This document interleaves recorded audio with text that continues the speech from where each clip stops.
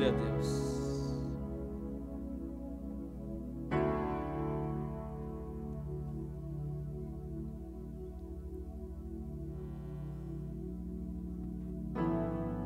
Quero saudar a amada igreja com a graça e a paz de Jesus Cristo. Amém, filhos?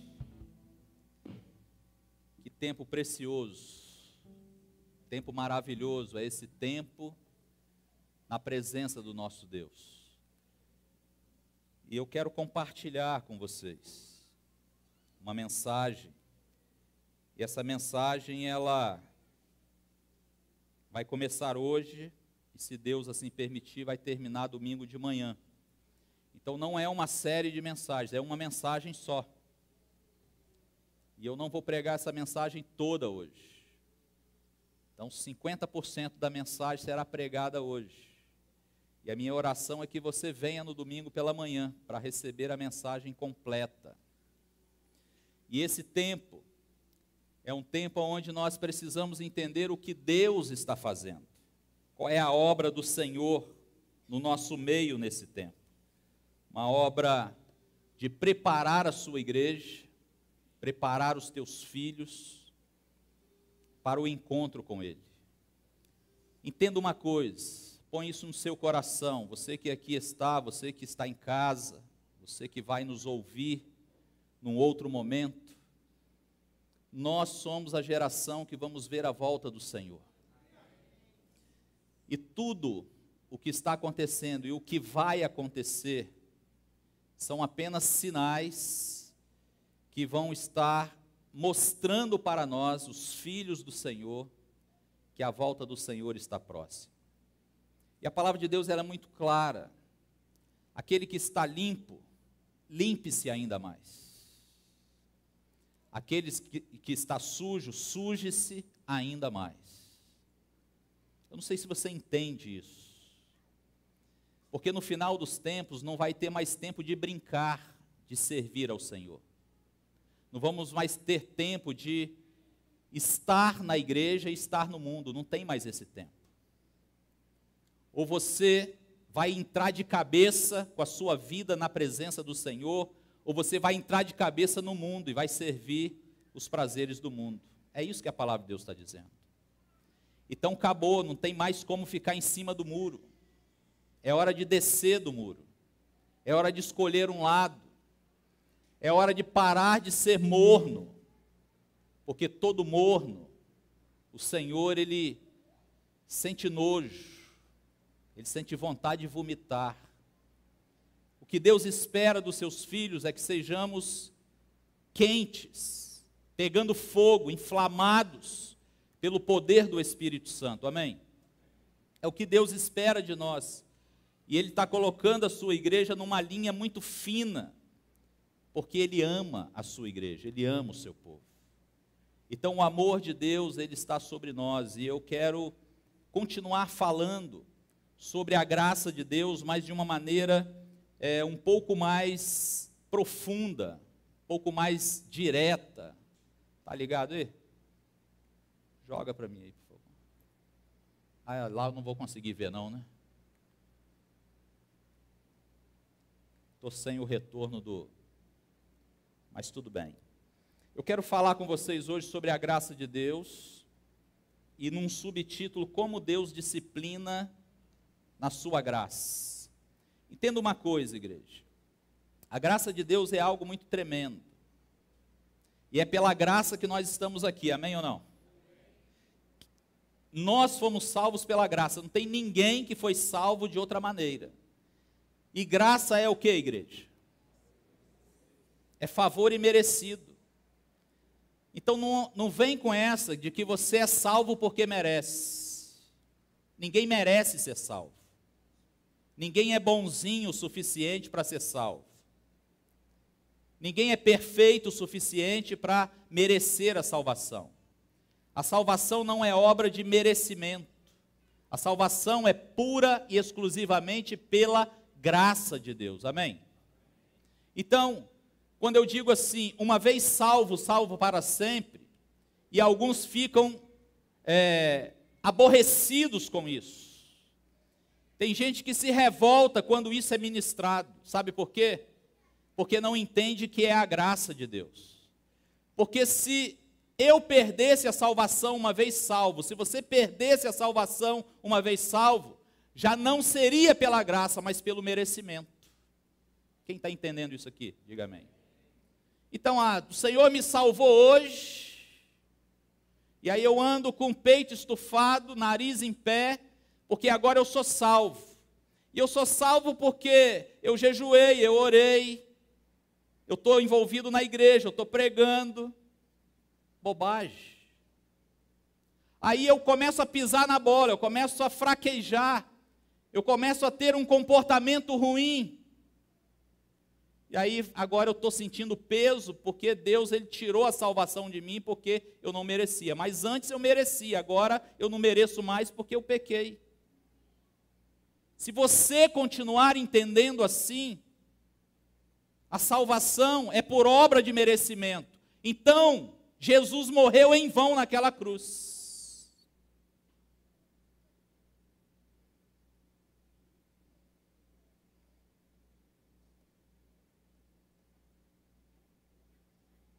Você não precisa de Jesus, mas eu preciso, porque sem Ele eu nada posso fazer. E foi Ele que disse isso. Então, quando nós falamos sobre a graça, nós entendemos o grande amor de Deus. E aí eu quero pensar com vocês justamente como Deus disciplina na graça, se é que tem disciplina na graça. Já que eu sou salvo, não é pelo que eu faço ou deixo de fazer, será que vai haver disciplina na graça? Vamos abrir a Bíblia. Hebreus, capítulo 12.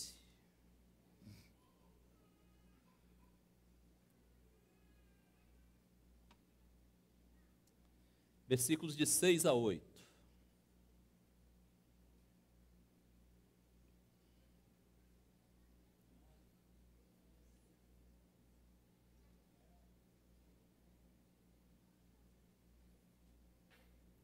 Todos comigo, amém? Lá no final da Bíblia, Hebreus capítulo 12.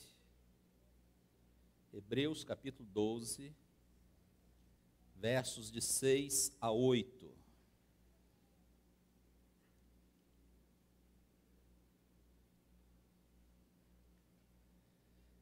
A palavra de Deus diz assim, amados e amadas: porque o Senhor corrige o que ama e açoita a qualquer que recebe por filho.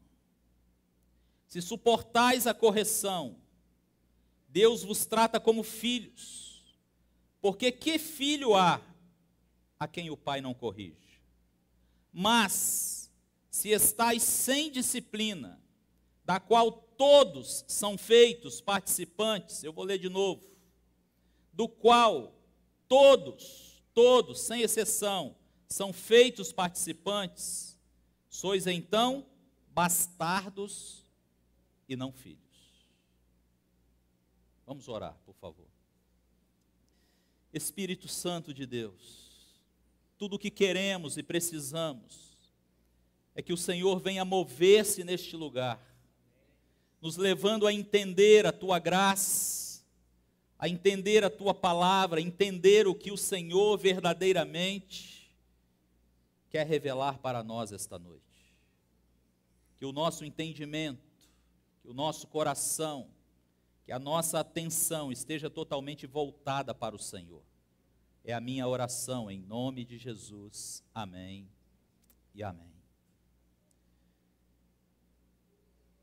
Uma coisa que todo cristão precisa compreender é a diferença entre posição e estado. Vamos entender então as diferenças? Posição é o quê? Vocês podem ler comigo? Posição é aquilo que você é. Isso não pode mudar, porque você é. Guarda isso no coração. Agora, quando nós pensamos em estado, é a forma como nos encontramos no momento. Então, todos nós temos uma posição, Atenção, crianças, comigo aqui todos. Todos nós temos a nossa posição diante do Senhor, diante de Cristo, amém ou não? Qual é a sua posição? Hein? Qual é a sua posição diante do Senhor? Não sabe? Eu sou filho. Você é o quê? Essa é uma posição. O texto que nós lemos nos fala de quê? De corrige o filho. Todo pai que ama, ele corrige o filho, amém ou não?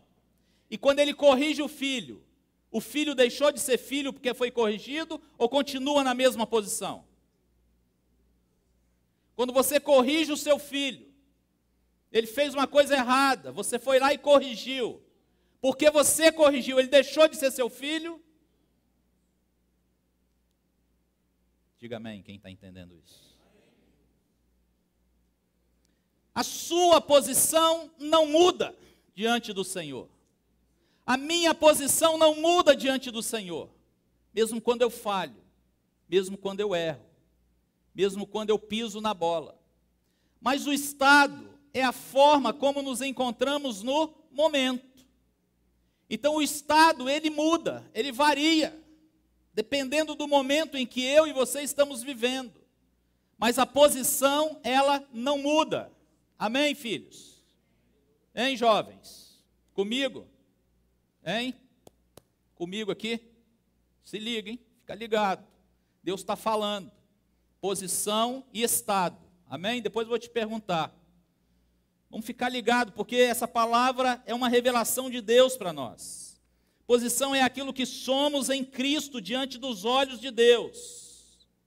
Mas o estado é a forma como nos encontramos no momento.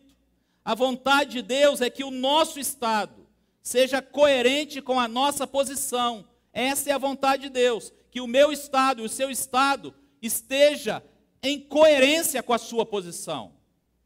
Mas nem sempre é assim. Mas é um desejo de Deus, é a vontade do Senhor. Olha que interessante. Quando o nosso estado se torna ruim, então o Senhor, ele faz o quê? Nos disciplina. Quando o meu estado, ele se torna ruim, quando o meu estado, o seu estado, sai do plano e do propósito de Deus, de uma vida de santidade, então Deus, ele vai nos disciplinar. A disciplina vem porque nós somos filhos.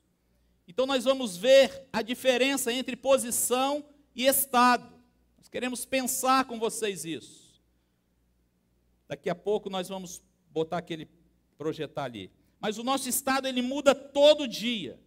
Mas a posição permanece para sempre, a mesma. A nossa posição diante de Deus já está estabelecida. Ou seja, sua posição como justo, como filho, como santo, como inculpável. Essa posição nunca muda, diga amém. Isso não muda. Isso não pode ser alterado.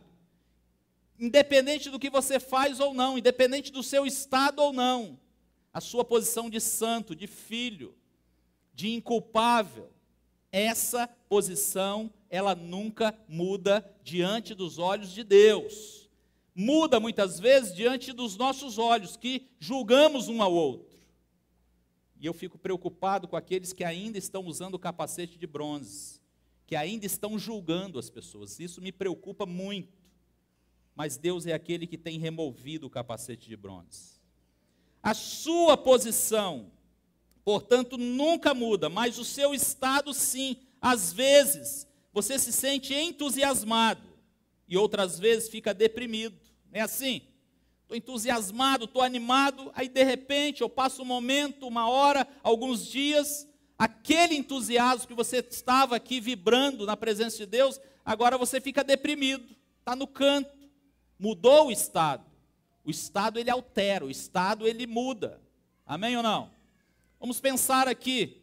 Você está alegre, está feliz, está jubilando, está glorificando ao Senhor, está exaltando aquele que vive e reina para sempre. E nós estamos aqui festejando a presença do Senhor, os irmãos junto um com o outro. Aí chega alguém aqui e traz uma notícia triste. Na mesma hora que você está pulando, saltando e alegre, o seu estado vai mudar de alegria para tristeza. Está entendendo isso? O estado ele muda. A posição ela não muda. E aí eu fico pensando em mais algumas coisas. Há momentos em que você fica nervoso e há outros em que você está de bom humor e cheio de alegria. Há dias em que você está generoso, ou seja, abre a mão, oferta, dizima, participa, ajuda as pessoas, mas em outros momentos você quer guardar tudo para você mesmo. Há dias de muita alegria e outros de imensa tristeza. Como você percebe? Presta atenção nisso. Avalia isso aqui. O seu estado, ele é flutuante e transitório, mas a sua posição diante de Deus é permanente e eterna. Amém? Então, sempre se avalie com base na sua posição, nunca com base no seu estado momentâneo. Sempre avalie a sua vida, não naquilo que você fez de ruim ou de falha, mas avalie a sua vida na sua posição diante de Deus. Você é filho, você é filha, você é santo, você é santa, amém? Você é inculpável diante dos olhos de Deus. Então nunca avalie a sua posição mediante o seu estado. Nunca mude isso. Sempre olhe para a sua posição diante de Deus. Não perca esse foco. Fique focado nisso. É normal pensarmos assim. Olha só como é que é normal, o que vem na nossa mente. Hoje de manhã, normalmente a gente pensa assim: eu tive um impulso ou impulsos ruins e quase agrediram uma pessoa. Tive um impulso ruim, quase agredi uma pessoa. Isso foi hoje cedo. Eu passei por esse momento. Agora, Deus, Ele não tem uma opinião muito boa a meu respeito. Muitas vezes a gente pensa assim: como posso servi-lo agora? Como que eu vou liderar agora? Já que eu tive esse comportamento, já que eu agi dessa maneira ruim, como que eu posso liderar? E aí sabe o que eu vejo? Tem muita gente desanimado na obra do Senhor, abrindo mão de ministérios, de servir ao Senhor, por causa do seu estado, por causa de um momento, por causa de um deslize que teve. E aí, muitas vezes nós pensamos e agimos dessa maneira. Eu digo que esta é uma situação muito comum. Nós permitimos que o nosso estado afete a nossa percepção da posição que Deus nos deu. Mas aos olhos de Deus, o seu estado não pode alterar a sua posição. É assim, sabe por quê? Porque a sua posição, ela foi conquistada por Cristo e não por você. Por isso que não pode mudar, amém ou não? Você está nessa posição não foi porque você conquistou. Você está nessa posição porque Cristo conquistou por você. É por isso que não pode ser mudado. Não pode ser alterada a nossa posição. Porque quem conquistou foi o Senhor para mim e para você. Se você é filho hoje, se você é santo hoje, se você é inculpável hoje aos olhos de Deus, é graças a Cristo, amém? Isso é a graça do Senhor, filhos. É a graça do Senhor sobre a minha e sobre a sua vida. Entenderam, então, a diferença entre posição e estado, amém ou não? Então, sabendo disso, o que você precisa fazer? O quê? Já que você sabe que a sua posição não pode ser alterada, então permaneça. Não saia dessa posição. E eu quero justamente pensar com vocês só nesse ponto hoje. E domingo que vem nós vamos dar continuidade, uma vez que entendemos isso. Há um maravilhoso exemplo, tem muitos, mas um exemplo que se encaixa muito bem nesse princípio e que está no Antigo Testamento. quando Moisés estava conduzindo o povo de Israel pelo deserto até a terra prometida, ele precisava passar pelas terras de Moabe. E o rei de Moabe naquela época era Balaque. Então Balaque, com medo de Israel, porque já tinha ouvido a fama e a história de Israel, resolveu não deixar o povo de Israel passar. Mas o que Balaque fez? Ele foi em busca de um profeta chamado Balaão, e ele chama esse profeta e diz para o profeta o seguinte: eu estou te contratando para você amaldiçoar o povo de Israel. Vocês conhecem essa história? Alguns de vocês. Eu vou ler só 2 versículos dessa história, para que você realmente entenda o que realmente estava acontecendo. O que Deus fez ali quando Balaão veio, a pedido do rei Balaque, para amaldiçoar o povo de Israel. Números, capítulo 23. Vai ser projetado ali, você pode anotar, eu vou ler aqui na minha Bíblia. E aí nós vamos estar entendendo isso. Porque Deus, ele não permitiu que Balaão amaldiçoasse o seu povo. E aí o que acontece? Balaão é obrigado a fazer algumas afirmações extraordinárias acerca do povo de Deus. Então a primeira está aí no verso 20, Números 23, 20. Diz assim: eis que recebi mandado de abençoar, pois ele tem abençoado e não o posso revogar. Olha o que Balaão está dizendo para o rei Balaque. Deus mandou eu vir aqui abençoar, porque Deus tem abençoado esse povo, e a bênção que está sobre ele, ninguém pode tirar. Diga amém. A bênção que está sobre você, ninguém pode tirar. Se você é filho e acabou. Se você é separado para Deus, é santo, é santa, isso não pode mais ser mudado, é a sua posição, filho. Uma vez que Deus abençoa, não pode mais ser revogado. Amém ou não?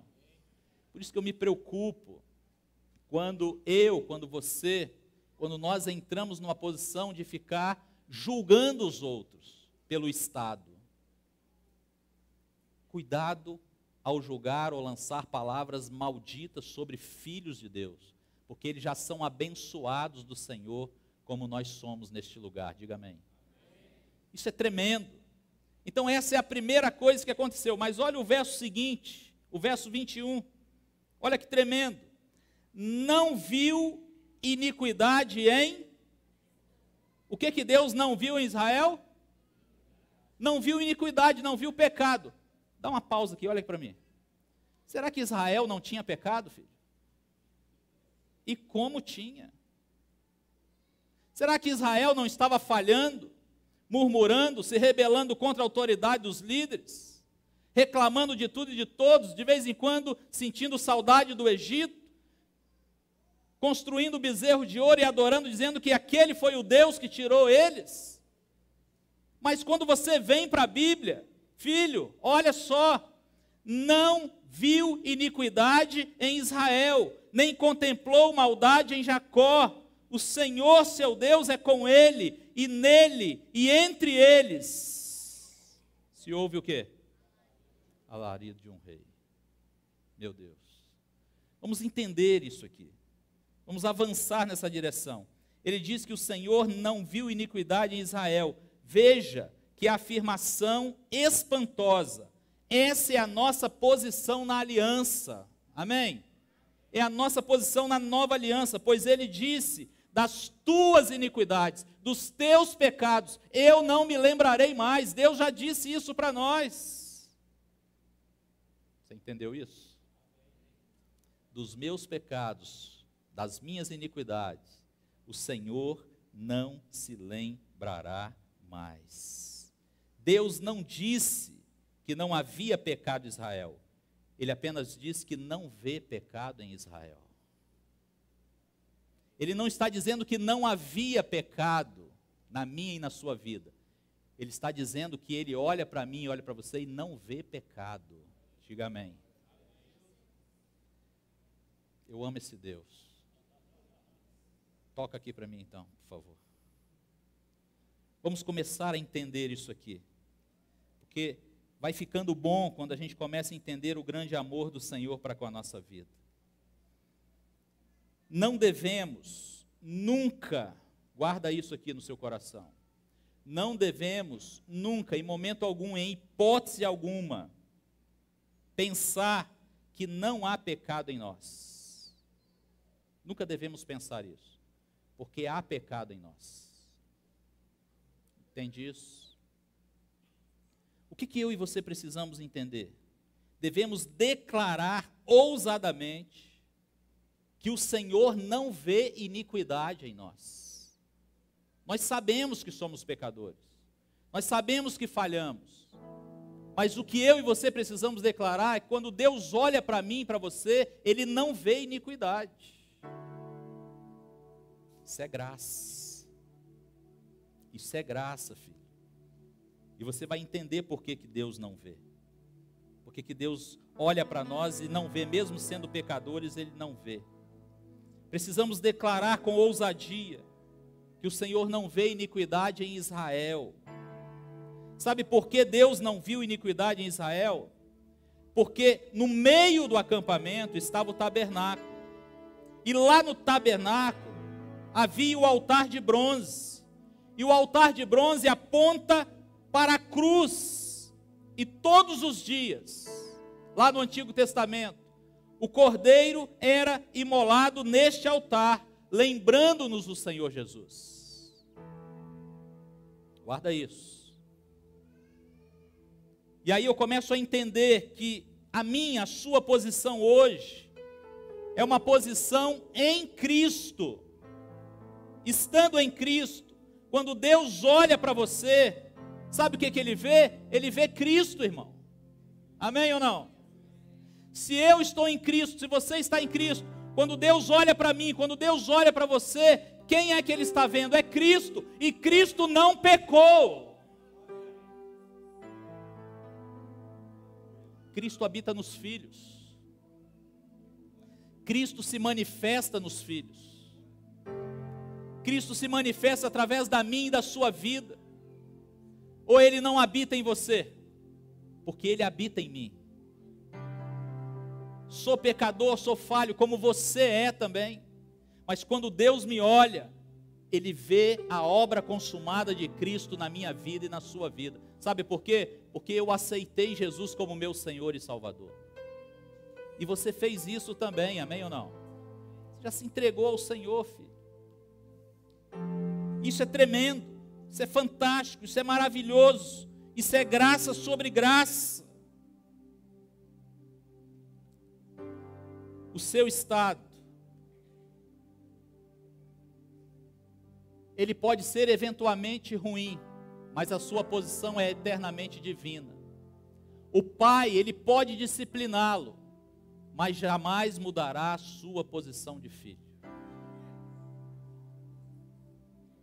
Ele jamais vai mudar a sua posição, mas ele pode discipliná-lo. Ele pode te dar umas varadas. Ele pode te chamar no canto e te dar umas palmadas. Mas a sua posição de filho, essa nunca vai mudar.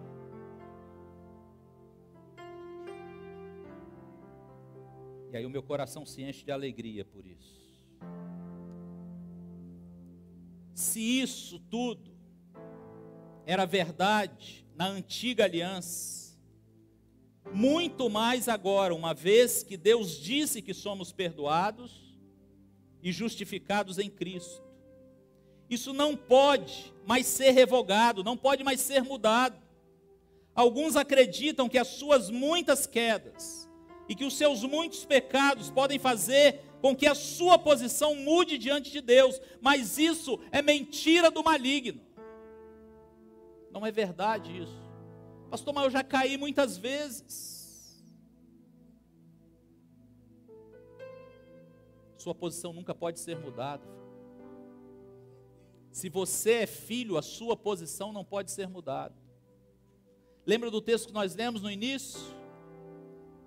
Se estamos sem disciplina é porque não somos filhos, somos bastardos. Mas eu estou pregando aqui para filhos e filhas nessa noite, amém ou não? Então a sua posição não pode ser mudada, jamais. Mas o inimigo insiste em dizer, você caiu uma, caiu outra, agora já era, agora Deus não quer mais nada com você. Você perdeu a sua posição diante do Senhor, jamais.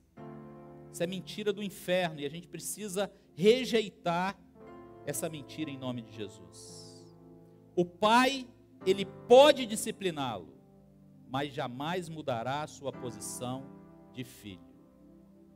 Eu quero encerrar a palavra hoje, porque hoje eu ainda não falei de como Deus nos disciplina. Vou falar domingo de manhã. Como que Ele disciplina na graça, mas que Ele disciplina, disciplina. E essa disciplina de Deus é diferente do que muitas vezes nós pensamos. Hebreus, vamos ler, capítulo 6. De 13 a 20, vai ser projetado ali, para facilitar. Mas eu quero que você pense comigo, que eu fecho a minha palavra com esse texto hoje. Capítulo 6, a partir do verso 13.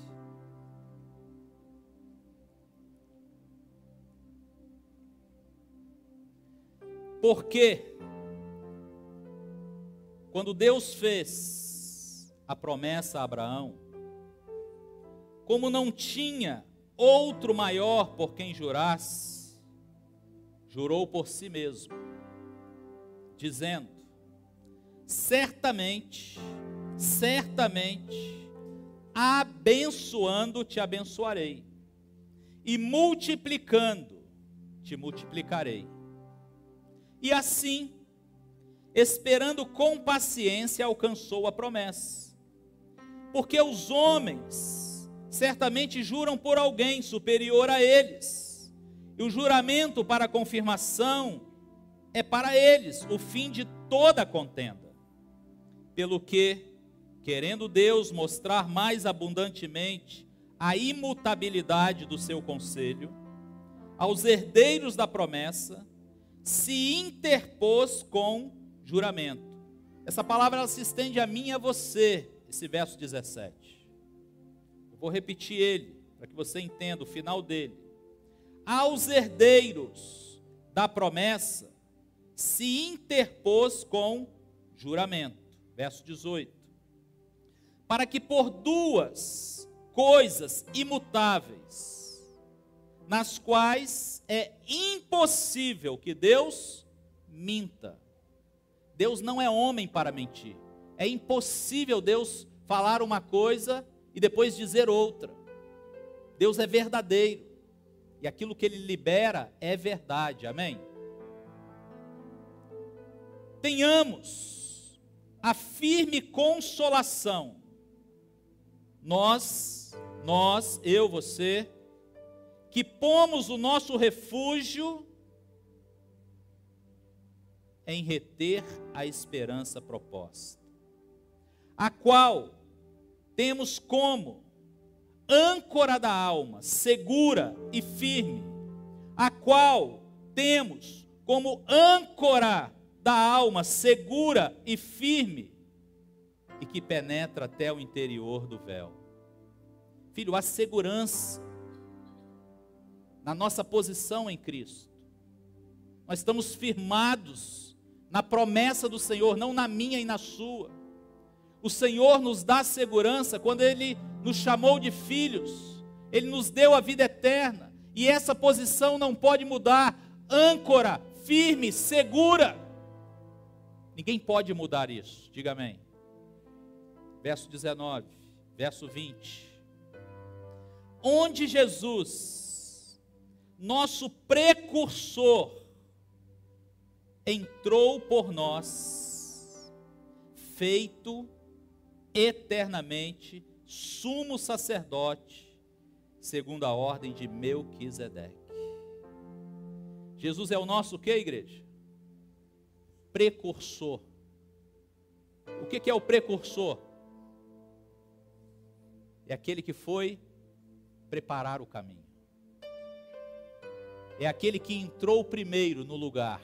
Que lugar é esse que ele entrou? No céu, amém? É a nossa morada, amém? Então ele foi preparar isso, e nós estamos seguros naquela promessa que ele fez quando estava com os discípulos, registrada em João capítulo 14. Na casa de meu pai há muitas moradas. Se não fosse assim, eu vou-lhe teria dito: vou preparar-vos lugar, para que onde eu estiver, estejais vós também. E eu vou voltar, e vou levar vocês para estarem comigo mesmo. Então a promessa que Deus libera, ela não pode mudar. Nós estamos firmados nela, é a âncora da nossa segurança, amém? Essa é a minha e a sua posição em Cristo. Não é que eu não erro mais, não é que você não erra mais, mas quando Cristo olha para mim, para você, Ele não vê pecado, Ele não vê iniquidade, sabe por quê? Porque Ele vê Cristo em mim e em você. Feche os olhos, por favor. Deus, nós estamos aqui porque amamos o Senhor. Não por aquilo que o Senhor pode nos dar, porque entendemos que o Senhor pode nos dar qualquer coisa. Mas estamos aqui pelo que o Senhor é, pela obra consumada de Cristo naquela cruz, pela troca que foi feita, pela posição que o Senhor nos colocou hoje. Obrigado pelo teu favor, pela tua graça, graça sobre graça, graça sobre graça. Adorado, bendito, exaltado seja o Senhor para sempre. Obrigado porque somos filhos, isso não pode ser mudado. Obrigado porque somos santos, separados para o Senhor, e isso não pode ser mudado. Obrigado porque quando o Senhor olha para nós, o Senhor não vê iniquidade, não vê pecado. Obrigado por isso, e isso também não pode ser mudado. Porque o Senhor não é homem para mentir, e como não tinha ninguém superior ao Senhor, o Senhor jurou por ti mesmo, Pai. Nós estamos seguros na tua presença. Ajuda-nos a permanecermos na posição, ajuda-nos a permanecermos na posição, ajuda-nos, nós precisamos do Senhor, nos ajude, Pai. Não nos deixe sair da posição que o Senhor nos colocou. Prepara os nossos corações para ouvir o restante desta palavra, Pai. Abre o nosso coração, abre o nosso entendimento. Faça-nos, ó Deus, crescer cada vez mais na Tua presença. Nós oramos neste lugar e Te adoramos, porque o Senhor é bom o tempo todo. Oramos agradecidos, em nome de Jesus oramos. Amém e amém.